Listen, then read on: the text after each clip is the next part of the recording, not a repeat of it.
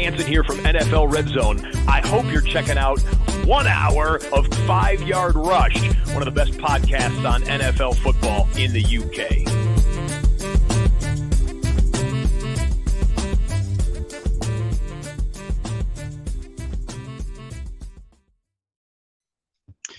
What's happening, Rush Nation? It is a fine and beautifully sunny Tuesday, and just wanted to get this out ASAP.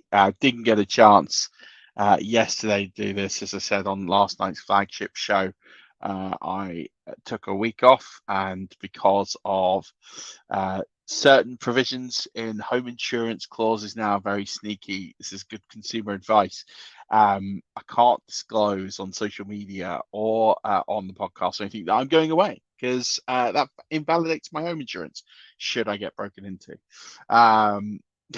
That's a good consumer advice piece. If you put on social media you are going on holiday, you're effectively advertising your house is vacant, and therefore it will invalidate any claims should your house be broken into. And it's not like I've got tons of valuables and even worth being robbed, but you just never know. So that's why I didn't say anything. It's why I was very quiet last week. I was having some quality time with my son and my wife, and connecting and doing all the great stuff that you can do as a family. It was a pretty crap summer, as most of you probably aware and know. So we took a few days, went to Centre Parks and had an absolute giggle, and loved every minute, and it was great. Bye back. Did a good show last night with Lewis, and thanks so much, Lewis, for coming on and bailing me out there. And last minute, it was quite late. Dan's internet went. But we're back with the Waiver Wire this week. I do recommend you listen to last night's show. It's dropped on the podcast feed today, fairly recently, so it should be easy to find. We're at the point of the season now where there's enough data out there to start analysing what's going on. And I drill into some pretty poor offenses and try and look at reasons why, and is there any reasons for optimism or pessimism or etc., and looking at some current trends. So do keep an eye on that and do give it a listen. It's quite long. It's about an hour and a half. It was a long show. Lewis was great last night, adding his contextual view to pieces, and I got on my soapbox a little bit as I can do. So, but I do think you'll find, even if you're not, I mean, you're pretty big at fantasy fan. Obviously, that's why you're watching it. I always, and if you've been following me for a week, a month, a year, multiple years, thank you so much. You'll kind of know that I don't just give you a take and that's it. I like to understand what's going on and take my interpretation of what's going on with a combination of watching games and looking at data. And so that's kind of what I've been doing, and using the games to form ideas and then look at data points for that. And you've got a good insight into what's going on in my brain last night. And if you want more of that, if you like that sort of analysis, subscribe to Patreon. £3, £5 a month, you get merch after a few months of subscribing, but you get access to my brain. Not always the best thing, but I try and do a weekly Patreon show talking about trends. It's more of that. It's what's going on behind the numbers. Are there players that aren't putting up numbers we should be concerned about, or are we looking to be turning a corner? It's a lot of strategy stuff in there. I start talking a bit about bench management, players taking a shoot on. And this week I'm going to cover a bit on garbage time points, and if I'm chasing players on certain teams, who am I chasing and why? Because garbage time points are just as good as any other points, but there's an insight into where we could be looking at potentially picking up some garbage time points in our flex, and maybe coming out slightly ahead as a result. So we're going to do a bit of that on the Patreon show this week. So if you want to get in time for that, subscribe now, patreon.com/5-yard rush. But this is enough about all of that. You want to hear about waiver wire takes, and you want to get it done inside of 25 minutes or so. So here we go. Let's start with the quarterback position. There isn't a lot at the quarterback position this week. It's really quite a narrow tree. I would say anyone that dropped Jared Goff, so Jared Goff is 49.6% owned. He's someone I'd be looking to pick up. he seems to be the best of the bad bunch. We're scaling all the way back to sort of under 30% owned. The three players that interest me: Daniel Jones, he's 27.3% owned. He's always, with that rushing ability, got a bit of appeal, but he's never going to put up a really high score. But as bye week filler, he has got Jacksonville this week. There's not the worst matchup in the world to tackle. Jameis Winston, he's been out a couple of weeks now. He's playing on Thursday Night Football. If you're using him as a 1 week stream against the Cardinals, I'm not thinking that's probably the best bet. Less time to potentially get healthy, but he is available on waiver wise. He is just 16.3% owned. Alternatively, you might be looking at Matt Ryan after 58 passing attempts on Sunday. He is only 12.5% owned, and he has Tennessee this week at Tennessee. They're the kind of three options I would say are in play right now. None of them are overly attractive. I would say if I had to pick one way, Daniel Jones would be that guy. I know he's got a really banged up core set of players right now, but as a result, I still think with the matchup and the points he puts up with his legs as well, he's sort of the best of a bad bunch there. It's a huge jump from Daniel Jones, 27.3% owned.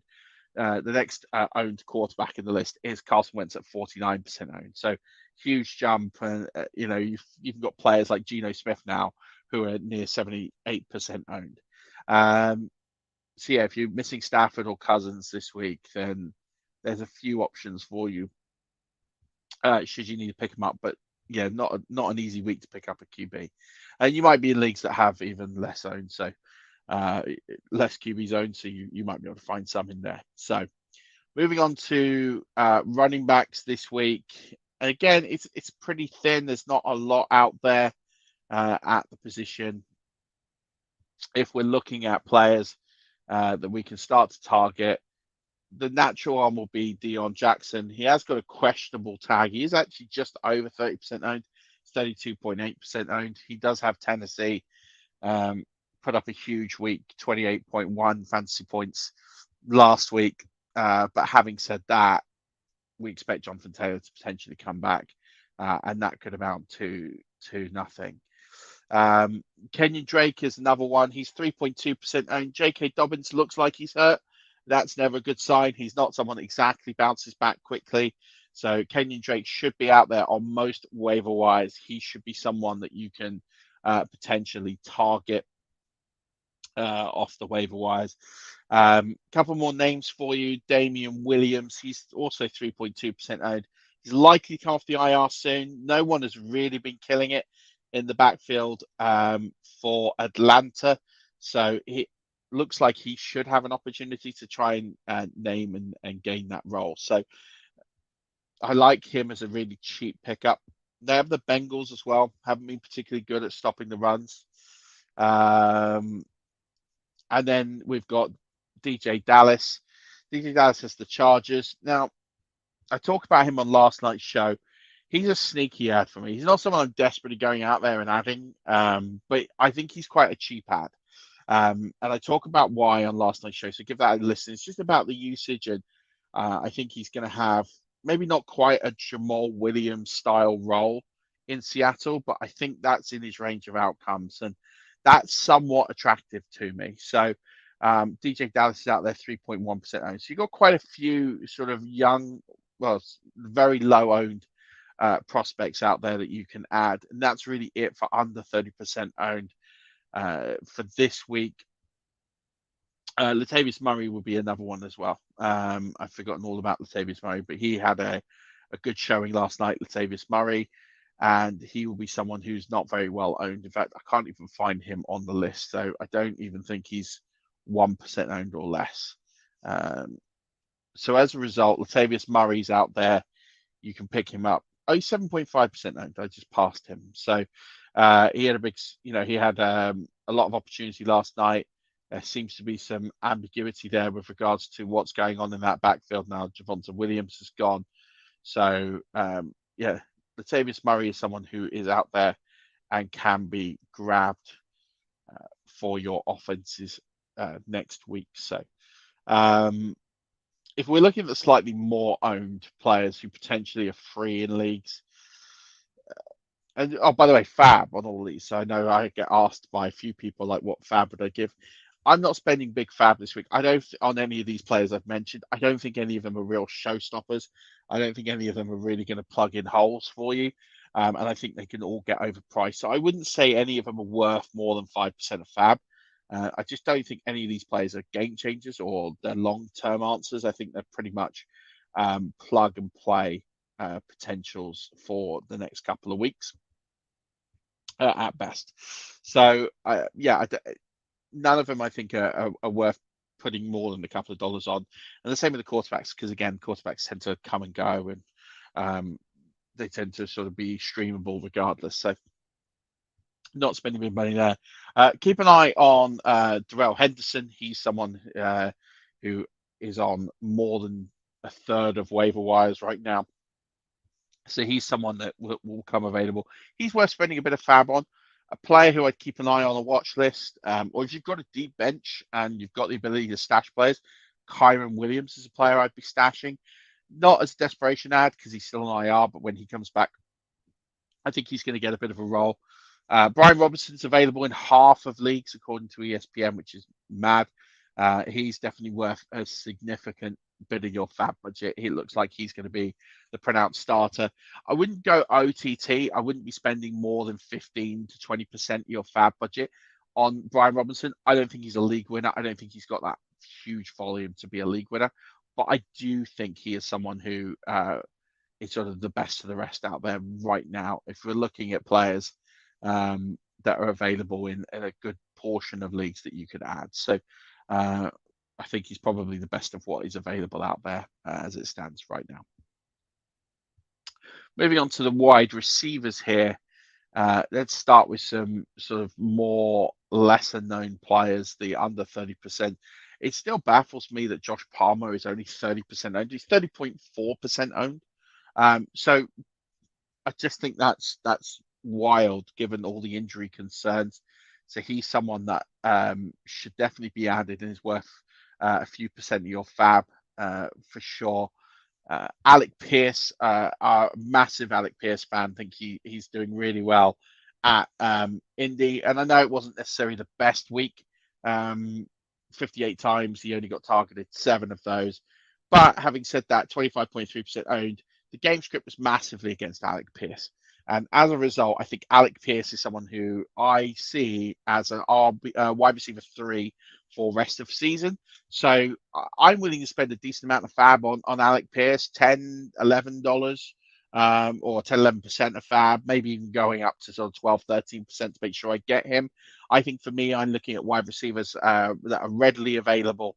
Alec Pierce would sort of be right up there for me as a top ad. Absolutely. Robbie Anderson's out there. It's a hard one because potentially he's now coming into a decent sized role. He gets up and running on Friday. Wouldn't expect him to hit the ground running. This offense hasn't been powering, so it's a hard one to see where it's going to go. I think for me, I would probably more likely shy away. But if I'm desperate and I've got loads of injuries, I'll be putting a few fab bucks on him. But I wouldn't go crazy, sort of 3-4% of fab. Maybe up to 5%, but I think there's better options like Zay Jones, for example, who's 26.9% owned in ESPN leagues. He's someone who's going to be far more consistent for you around those 10 to 14 PPR points a week. So really like adding him off the waiver wire. And he's got the Giants this week. I like that matchup for him to be utilized. Not saying it's going to be an easy win, just more the fact that I think it's a good utilization matchup for him. If we're looking into the real extreme doldrums of leagues now, Wan'Dale Robinson is out there, 6.5% owned. He's come back from injury. He's going to start in the slot. I talked about him in the preseason, and with Shepard gone, Grant's not really done it in that role. So Wan'Dale Robinson is going to come straight back in and get a huge volume in the slot as sort of Daniel Jones's check down guy. So not going to score tons of touchdowns, but he is going to get you nice PPR points. Again, that sort of Zay Jones 10 to 14 points a week. It's not sexy, but they're the kind of guys that help you win championships in these bye weeks where you need some flex plays. So he's out there in a lot of leagues, almost the majority of leagues right now. So well worth a speculative ad. If you really want to take a chance, I like Darius Slayton in a matchup this week. I think he's someone didn't put up a load of points last week after being really good in London, but looking like he's going to be the deep threat for this offense, and you can get at these Jacksonville corners. So I do think he's someone that's going to be in line for a bit more additional work going forward. Rondale Moore should also see a huge step up. He's available in 46.5% of leagues as it stands right now. And George Pickens is still available in just under half of leagues. So these players should be added. These two should be worth significantly more fab, anywhere in sort of the 5 to 10% range, especially Rondale Moore. I would expect him to jump forward now with the injury to Marquise Brown. A lot of people are going to be asking about Paris Campbell. He's 1% owned. He is someone who I don't think is going to see the kind of volume that we've seen again. So as a result, I'm not necessarily high on Paris Campbell. I think you're chasing points with him. But if you want to do that, and that's absolutely fine, you can go ahead and do that. I imagine you're probably going to have to overpay. I wouldn't be spending more than $1 to $2 on him. Another one where you're potentially chasing points is with Tyquan Thornton of the Patriots. He's less than 1% owned. Stonking week in the box score last week. He does have Chicago. Might be worth a speculative ad. I don't know how many people are chasing points on New England wide receivers, especially don't forget he was with Bailey Zapp, who we practice with quite a lot. If Mac Jones comes in, I expect this usage to necessarily pretty much fall off a cliff. But if you want to chase points, he is out there. Just don't spend too much fab on him at all. And then if we go into maybe those that are slightly more owned that are potentially available in leagues, Chase Claypool is available in 40% of leagues. It looks like if Mitch Trubisky is going to play more, it looks like Chase Claypool could be the beneficiary of that. He was huge against the Buccaneers on Sunday. They've got Miami this week, so they're going to need to pass the ball significantly to stay in this game. So I do like him as a potential ad this week if he's available in your league. Again, I'm just a bit weary spending loads of money on him, given the fact that it is an inconsistent offense. It's not a great offense. So don't go wild. 5% of fab is a good amount. Don't go to more than 10. Tyler Boyd is still out there in 40% of the leagues also. He's going to be a pretty consistent number in terms of, again, that the Zay Jones 10 to 14 role is kind of what I'm coining it. He's going to be pretty consistent in that role too, but on a better offense. So again, he's worth that sort of 5% and above fab as well. Let's go to tight ends. So it's a hard one with tight ends. There's not really tons of great numbers out there in terms of ownership. Mike Gesicki seems to have come back into the fold. I just don't know with the way that Miami used the tight end position. It was a lot of Bridgewater. I don't think Tua is going to use him all that much. So he's a fade for me. He is available in 60% of leagues. Even after that huge week, he's not someone I'd necessarily be on. Hunter Henry, again, similar situation. He is a touchdown or bust candidate for me. He is available in 65% of the leagues, but not necessarily a player I would be jumping on. One I would be jumping on is Robert Tonyan. Robert Tonyan is available. He's only taken in 27.6% of the league, so over 72.5% of leagues he's available in. And I just think with all the struggles that Washington have, Green Bay have, they're playing Washington, have on offense, Aaron Rodgers is going to go to Robert Tonyan more and more in the red zone, around the red zone, and to get those big sort of third down conversions because it's not clicking with the right receivers. I talked about last night, there's potentially some issues with his arm and his arm strength and getting plays downfield. They're just not connecting on big plays down the field. So I really like Robert Tonyan if he's free. I think he's going to be a solid PPR option for you. Another tight end I really like, he's only 2.5% owned. I've talked about him several times, is Daniel Bellinger. He is becoming more and more a factor in this offense. And as a result, he is now the starting tight end for the New York Giants. And against the Jags, it's a good matchup. I do like Daniel Bellinger to put up again another dozen or just under a dozen PPR points this week. So get in on Daniel Bellinger while you still can. Another one had a great game last night. Greg Dulcich, 0.4% owned. Albert O is not a thing. He is finished. He is finished in Denver. It is Greg Dulcich's season. In the sense of in Denver, not saying that he's going to be a top 12 tight end, but as a rookie, he seems to be the most reliable pass catcher in that offense that's not named Cortland Sutton. So Greg Dulcich for me is a good ad. These guys I'm spending, 5% of fab, 6% of fab. Don't spend too much. The tight end position doesn't move the needle too much, but they're guys that you can definitely add. When we come to our DSTs of the week, there's a few options for you out there. The Broncos D against the Jets is one that is in play, and they're only 33.4% rostered, so available in 2/3 of leagues. Do like that matchup, but the one I'm chasing, I'm not chasing it because I've got it everywhere, is the New England Patriots. They're available in 77% of leagues. They're only rostered in 22.5% of leagues. They have Chicago, the worst offense in the NFL, and Monday Night Football game as well. So I'm all in on the Patriots this week. If you can grab them in your leagues, if you're playing with me, I probably own them everywhere. They were sort of my last round DST this year. So yeah, they're definitely a great DST that you can own. Like the Dolphins, they're only sort of around about 30% owned. They have Pittsburgh. They're struggling on offense. So I like that as a matchup. If you're really stuck and it's really tight, the Raiders have a good matchup against Houston this week. Raiders are only 1% owned, so they should be free everywhere. And keep an eye on the sneaky Jets. The Jets have been putting up some really good points. They're actually the DST 6 on the season. They're less than 2% owned, and they're really making a lot of plays on defense. So I really like the Jets as a potential own over the next few weeks. So there's a few DST options for you. And then kickers. Yeah, not too much from a kicker perspective here. Chris Boswell against Miami looks like a decent bet in those conditions. In Miami should be pretty decent. He's only about 12% owned. Dustin Hopkins of the Chargers, they're always a high-scoring offense. He's about 9% owned. They have Seattle. They seem to be the two standouts. Or you could have Jason Sanders the other way against Pittsburgh. At Pittsburgh, they can make some stops and make it a bit difficult. They're the three I'd be looking to own, or potentially if you're looking at someone who can make a difference for a longer period of time, someone like Cade York. He's only 17.9% owned, and he's someone who is consistently putting up points for the Browns. Last point to bring, and I put this thread on Sunday of a few players you should add, and the one at the very top was Deonta Foreman.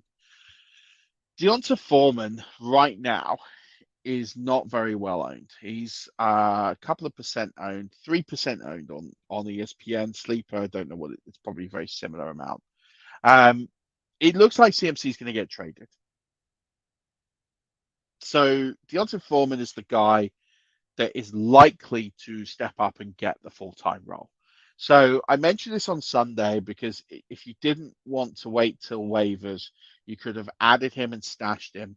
I did that in a lot of leagues. A lot of people were wondering what I was doing. I did put it on Twitter that I think for me, Deonta Foreman is almost like the must add. And I didn't mention him in with any of the other players because I think he's someone that you should significantly add and do it on the cheap. Hopefully your league hasn't wised up to the CMC rumors, or they haven't wised up who's going to be the guy who's going to step up.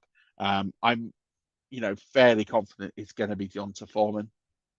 And so Deonta Foreman is a guy I'd be spending just a few fab bucks. We don't know the trade's going to happen, but the trade deadline is the 1st of November, so we don't have long to wait. If this doesn't pan out, it doesn't pan out. But he's a potential RB2 if this trade happens, as long as nobody else comes in. Now, it could be McCaffrey for a running back and picks. We don't know what the makeup is. It is a gamble. But if you're on the right side of this and you pick up Deonta Foreman, they trade CMC for picks only, you've got yourself ahead of the game for a very, very cheap running back. So he's someone I'd be spending a few fab bucks on, not going crazy. If you want to put more on, absolutely take the risk. like I said, he's potential an RB2 for the rest of the season. And I think he's a mid-range RB2. I'm not putting him up there in the upper echelons of top 15, but I do think he's potentially sort of a RB 18 to 20 range rest of the season just on volume. Given the fact that Robbie Anderson's gone from that offense now, there isn't that many offensive players left. So there has to be players that are going to touch the ball. And I think that there's a good chance that Foreman is going to get them out. There is concerns over the volume of plays that the Carolina offense runs. It's not loads, but Foreman for me is a guy. So I did it separately. So I didn't put him in the main list. I did tweet about it on Sunday, and I'll try and do something this Sunday about players I'd be adding for free.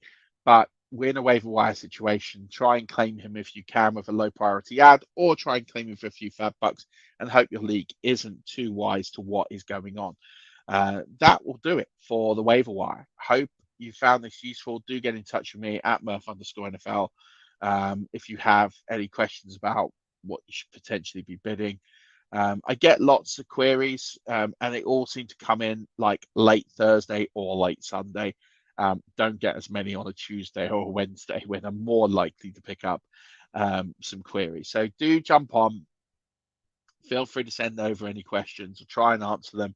Sometimes I'll just, if it's a start set question, I'll just send you my list of my rankings.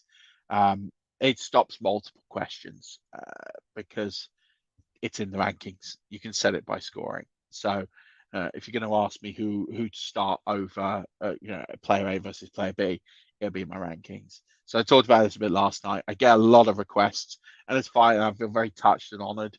But at the same point, I put out a reasonable amount of content to cover off as many questions as possible. So when people ask me questions, it makes me think they're not consuming the content, and then why I'm, it's kind of like a chicken and scenario. Maybe you've not had time to consume the content, and that's fine. But I'm just going to point you in the direction of where the content is. I'll be back with a matchup show. Be out Thursday morning. I hope. I'm going to do it and record it as late tomorrow as I can, and then put it out first thing on Thursday. So you've got that. But tune in for the Dynasty guys at 8 o'clock. They've got a great show. And if you've got some questions for them, they've got their mailbag open. So find that tweet and reply back with some questions for them. And until then, and until Thursday, don't forget, as always, keep rushing.